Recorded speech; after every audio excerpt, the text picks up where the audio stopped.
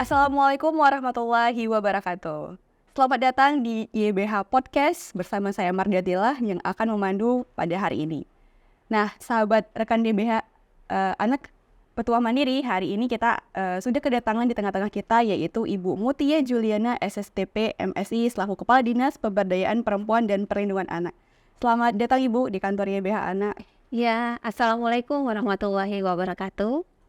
Waalaikumsalam warahmatullahi wabarakatuh. Ya, rekan YBH Anak, hari ini kita akan membahas terkait dengan menelisik penyebab utama meningkatnya angka kekerasan seksual terhadap perempuan dan anak di Aceh. Seperti yang kita tahu, Aceh yang kental sekali dengan syariat Islamnya, kadang-kadang terhadap kasus kekerasan seksual ini menjadi hal yang tabu untuk diperbincangkan. Sehingga karena tidak terlihat di permukaan, ibaratnya seperti gunung es gitu. Maka pada hari ini kita akan sedikit berbincang-bincang terkait bagaimana sih sebenarnya kasus di lapangan yang terjadi di Aceh.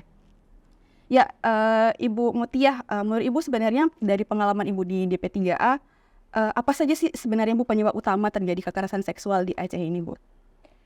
Kalau melihat dari pengalaman kami menangani korban kekerasan, rata-rata korban datang itu dengan faktor ekonomi yang rendah, kemudian pendidikan juga yang rendah. Ya. Jadi di situ bisa kita lihat adanya korelasi antara kekerasan dengan faktor ekonomi dan pendidikan. Tapi selain itu ada juga beberapa yang disebabkan karena adanya pengaruh dari media-media sosial yang sekarang ini kan agak kurang terfilter ya, sehingga orang bisa mengakses di mana saja, kapan saja, dan apapun gitu. Dan yang menyedihkan jika itu terjadi antara anak dengan anak gitu. Dan kalau kita telusuri lebih dalam, si anak melihat dari media sosial, ya seharusnya tidak perlu dilihat gitu. Kemudian juga banyak kasus-kasus incest di mana keluarga terdekat itu justru yang menjadi pelaku. Hal ini juga dikarenakan karena adanya relasi kuasa antara pelaku dan korban. Jadi si pelaku merasa dia lebih power daripada si korban. Jadi itu yang melatar belakangi kekerasan yang terjadi yang memang kami tangani dalam beberapa tahun terakhir ini. Baik, jadi kalau saya simpulkan sebenarnya penyebab utamanya itu pertama ada ekonomi, pendidikan, dan juga medsos ya Bu. Jadi selain dari tiga itu juga karena adanya relasi kuasa antara pelaku dan korban dalam keluarga ya Bu. Sehingga menyebabkan jadi ada bias-bias tertentu diungkapkan akan lebih sulit ya Bu, karena terjadi dalam lingkaran keluarga seperti itu. Nah, terkait medsos Bu, itu kan juga sudah sangat kental ya, sangat erat yang tidak bisa dipisahkan dari kehidupan kita saat ini. Menurut Ibu ada nggak sih faktor-faktor lain seperti budaya yang mempengaruhi meningkatnya kasus kekerasan seksual tersebut? Kita harus akui juga Aceh ini masih kental dengan budaya patriarki ya di masyarakat Aceh. Dan ini berefek terhadap yang tadi, relasi kuasa antara pelaku dan korban, di mana pelaku menganggap korbannya ada di bawah levelnya. Sehingga korban itu lemah, korban tidak berdaya, korban merasa ketakutan untuk bisa melawan, untuk bisa melapor. Jangan melawan, melapor saja dia takut gitu. Dan adanya merasa bahwa apa yang dia terima itu merupakan aib. Jadi budaya-budaya bahwa kekerasan yang dia terima itu adalah aib, kemudian sehingga dia tidak berani melapor karena kadang-kadang kita merasa perempuan, jadi tidak bagaimana masa depan kita gitu. Padahal kalau melapor juga kita juga sudah punya SOP khusus untuk itu, bahwa si pelapor akan tidak diberikan namanya, tidak diberikan informasi. Dan yang melapor juga sebenarnya tidak hanya korban, sebenarnya itu orang terdekat juga bisa melaporkan. Kadang-kadang orang terdekat begitu melihat terjadinya kekerasan ya abai, karena merasa nanti kok saya melaporkan saya lagi yang jadi masalah mungkin gitu. Jadi hal-hal seperti itu sebenarnya tidak perlu dikhawatirkan. Ya, tadi menarik Bu, ada mungkin dua keyword ya yang saya tangkap terkait dengan relasi kuasa dan patriarki. Mungkin bisa disampaikan Bu kepada audiens kita, kepada rekan YBH Anak, sebenarnya apa sih Bu relasi kuasa atau patriarki ini? Mungkin di audiens kita belum familiar terhadap dua kata tersebut. Kalau relasi kuasa itu di mana si pelaku merasa lebih power daripada si korban. Sebenarnya sederhananya seperti itu. Tadi udah saya jelaskan juga. Jadi ketika si pelaku merasa dia lebih power sehingga dia bisa menekan si korban, mengancam si korban, menakut-nakuti sehingga terjadi kekerasan. Dan ketika sudah terjadi kekerasan juga si pelaku merasa aman-aman saja karena si korban juga tidak berani melapor. Seperti itu. Sedangkan kalau budaya patriarki itu budaya di mana ayah itu merupakan ujung tombak yang tidak bisa diganggu-ganggu gitu. Jadi dan konsep-konsep ini juga seakan-akan mengagung-agungkan, mendewa-dewakan orang laki-laki gitu atau seorang ayah yang sebagai kepala keluarga. Karena kadang-kadang kekerasan yang terjadi juga bisa terjadi antara si ayah kepada anak, si adik bapaknya, adik ibunya, atau seorang kakek. Nah, seperti itu. Jadi mungkin kurang lebih seperti itu. Oke, baik. Berikutnya Bu, kira-kira yang ada di DP3A saat ini sebagai Ibu selaku pimpinan, selama ini kekerasan kasus yang terjadi apa saja Bu didominasi kasus yang terjadi? Kalau untuk perempuan paling tinggi itu pemerkosaan. Kemudian ada juga pelecehan seksual ya. Kalau di tahun ke tahun kita ambil aja di tahun 2023 kasus pemerkosaan ada 27 kasus dan pelecehan seksual ada 31 kasus. Kemudian sebenarnya KDRT juga tinggi gitu. Kalau kita mencatat, tadi saya catat sedikit, kalau kasus terhadap perempuan di Aceh itu tahun 2021 456, 2022 458, 2023 464. Memang kurang ya terlihat, maksudnya kenaikannya hanya 1-2 gitu, nggak terlalu sampai berpuluh digit gitu. Tapi ini kan mengkhawatirkan. Iya. Tapi di satu sisi juga kayak tadi kita diskusi ya di awal, kekerasan yang dilaporkan ke kita itu baru yang terlihat gitu. Saya yakin di masyarakat kita masih banyak kekerasan yang terjadi dan itu karena mereka tidak berani melaporkan sehingga kita tidak tercatat gitu.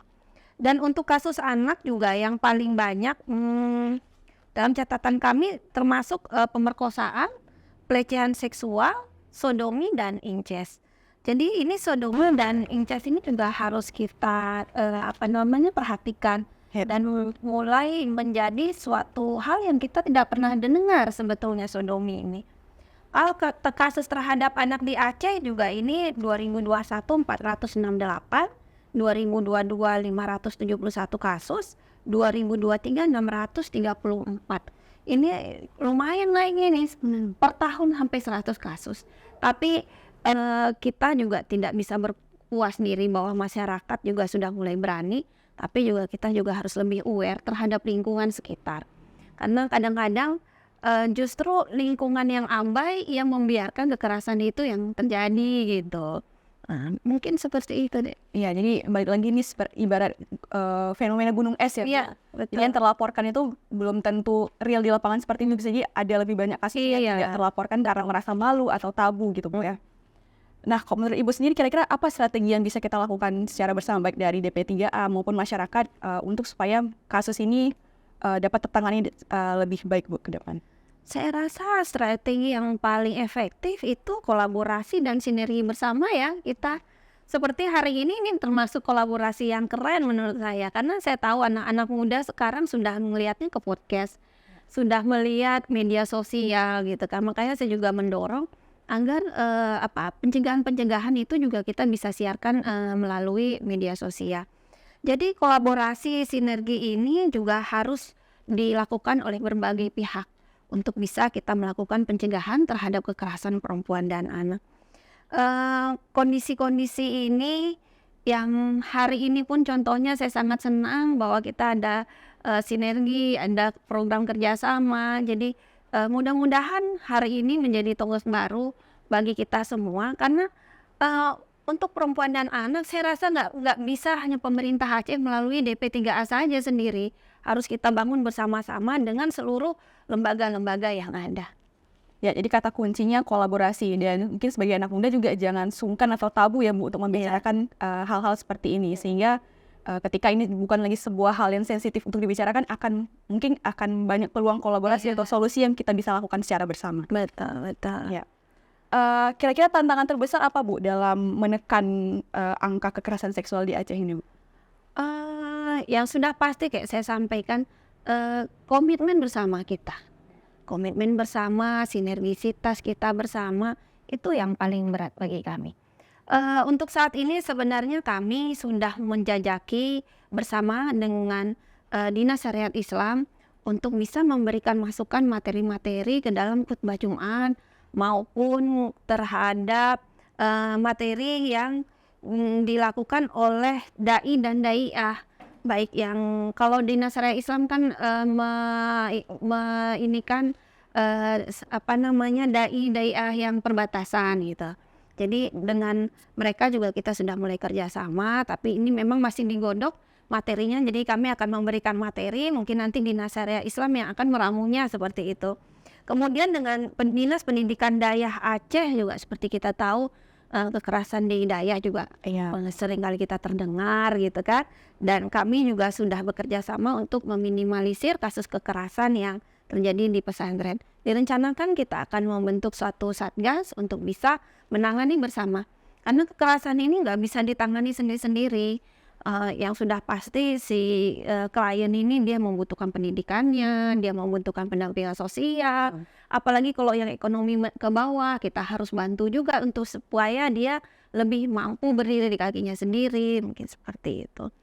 Kalau melalui regulasi, kami juga sudah punya Kanun 9 tahun 2019 tentang penyelenggaraan penanganan kekerasan terhadap perempuan dan anak. Yaitu peraturan gubernur untuk kita juga punya kebijakan turunannya berupa peraturan gubernur tentang pelaksanaan pencegahan dan penanganan terpadu kekerasan terhadap perempuan dan anak. Tetapi peraturan ini masih dalam proses penandatanganan gubernur. Mudah-mudahan dalam waktu dekat ini sudah selesai. Jadi dengan adanya kebijakan-kebijakan yang sudah dikeluarkan oleh pemerintah Aceh, kita sudah punya pedoman sebenarnya.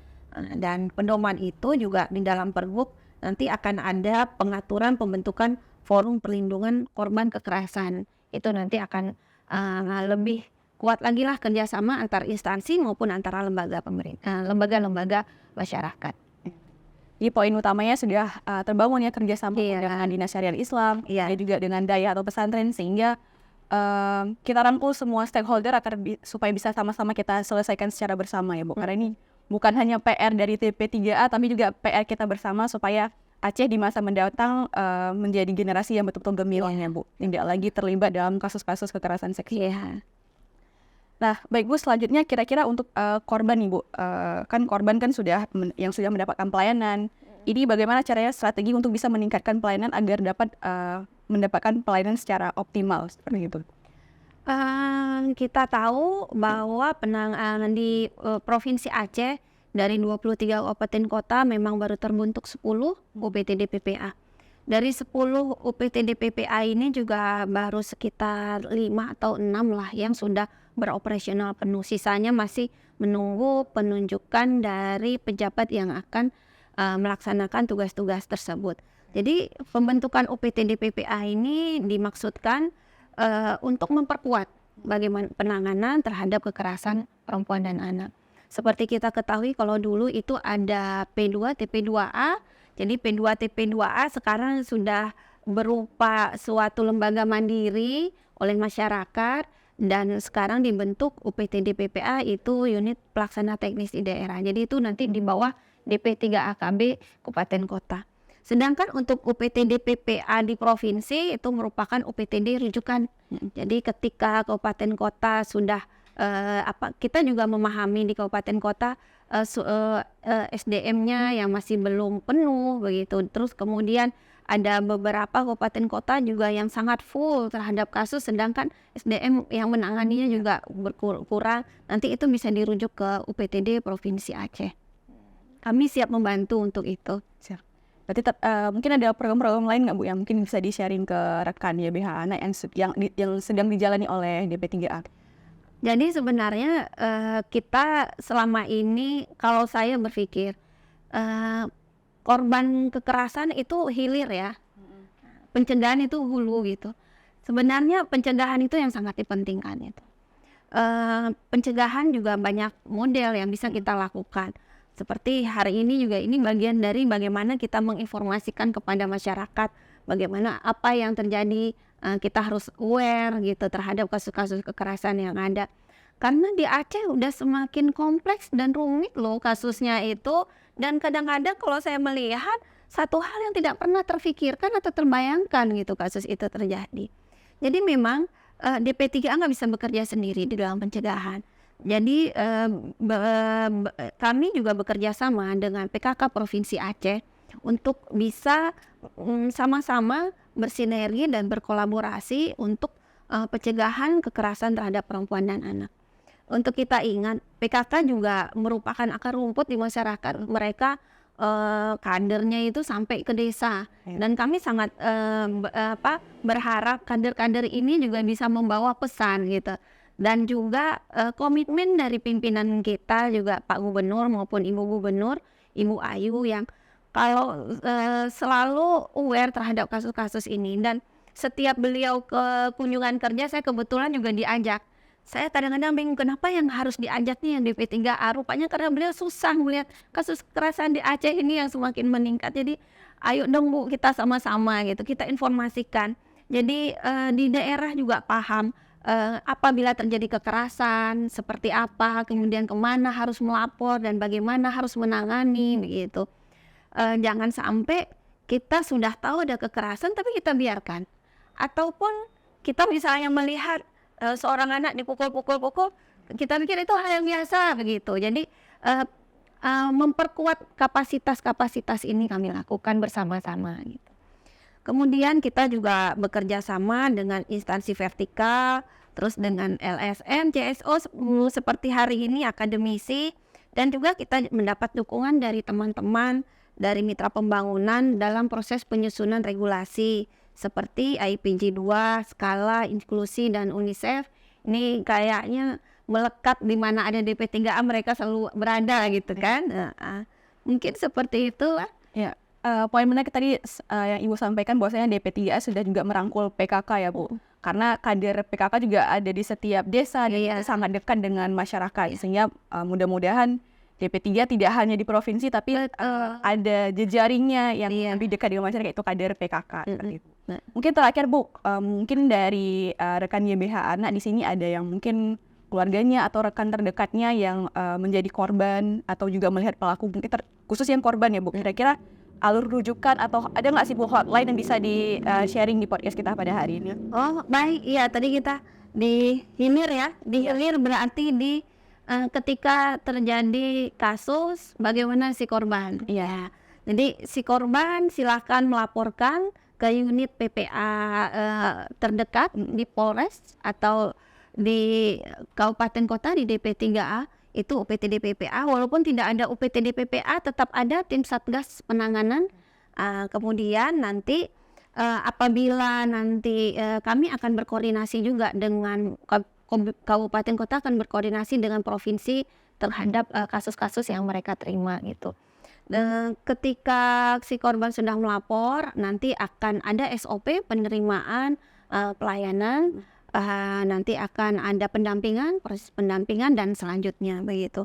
Dan untuk itu nanti kita ini ada nomor hotline 0811 6808 875. Itu hotline ke UPTD PPA provinsi.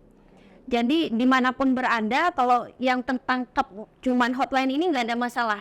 Jangan merasa saya di Gaya Luas ini hanya untuk Aceh gitu atau untuk ke Kota Banda Aceh, bukan. Nggak ada masalah, nanti kami akan terima dan kami akan berkoordinasi dengan kabupaten kota setempat. Dan satu lagi kita punya program Kementerian PPPA yaitu Sapa 129. Jadi diketik saja 129 itu akan langsung terhubung dan mereka akan langsung teruskan ke Provinsi Aceh. Nanti kita yang akan berkoordinasi dengan kabupaten kota. Karena begini, kalau misalnya melaporkan dari Gaya Luas, kami yang menerima laporan, kami kan tidak bisa langsung segera masuk datang gitu. Jadi biasa kami segera menghubungi kabupaten kota terdekat. Karena kalau kasus-kasus kekerasan ini apalagi KDRT sangat menyedihkan sebenarnya. Jadi kadang-kadang kami pernah dapat satu kasus di mana justru si kecil yang melaporkan. Si kecil yang melaporkan, dia yang bawa ke tempat kami. Kemudian sudah kami tangani, si kecil telepon. udah sampai mana kasus warga saya? Ini Follow up lagi tuh ya? iya, di follow up, dan dia kayaknya pantau dan dampingi. Dia kepengen warganya mendapatkan pelayanan yang terbaik, mendapatkan keberpihakan gitu kan. Jadi sebenarnya hal-hal seperti ini yang harusnya kita kembangkan gitu. Ya. Jangan abai terhadap apa yang terjadi di sekitaran kita gitu. Ya, jadi rekan YBH, jadi nanti kita akan cantumkan juga untuk hotline-nya di description box di bawah ya. Tapi untuk yang paling simpel bisa juga menghubungi langsung di Sapa ya, di 129 pada itu. Mungkin Bu, luar biasa sekali ya pembicaraan kita, diskusi kita pada hari ini. Semoga bisa menambah wawasan juga, sama-sama kita membantu supaya ke depan baik perempuan, anak menjadi generasi yang lebih sehat ya Bu, secara mental juga terkhususnya. Mungkin terakhir Bu, sebagai closing statement ada lagi yang mau disampaikan kira-kira Bu? Baik, kami berharap setiap korban yang merasakan mendapatkan intimidasi atau mendapatkan kekerasan untuk berani melapor kepada unit PPA terdekat ataupun ke UPTD PPA terdekat di kabupaten kota. Kalaupun tidak, silakan hubungi hotline di 0811 6808 875 atau di Sapa 129. Dan jangan lupa juga untuk bisa mengikuti medsos kami DP3A Aceh untuk bisa mengikuti setiap perkembangan dan informasi mengenai perempuan dan anak di Aceh. Oke. Baik, terima kasih Ibu Mutia sudah hadir pada siang hari ini. Terima kasih. Ya, baiklah rekan YBH, begitulah tadi perbincangan kita pada siang hari ini. Jadi sesuai dengan tagline dari YBH Anak Patuah Mandiri, yaitu anak dan perempuan memiliki hak yang sama di mata hukum. Jadi jangan sungkan-sungkan jika ada keluarganya ataupun siapapun yang rekan-rekan ketahui yang membutuhkan layanan tersebut, jangan lupa untuk langsung menghubungi hotline kami. Demikian podcast kita pada hari ini. Assalamualaikum warahmatullahi wabarakatuh. Sampai jumpa.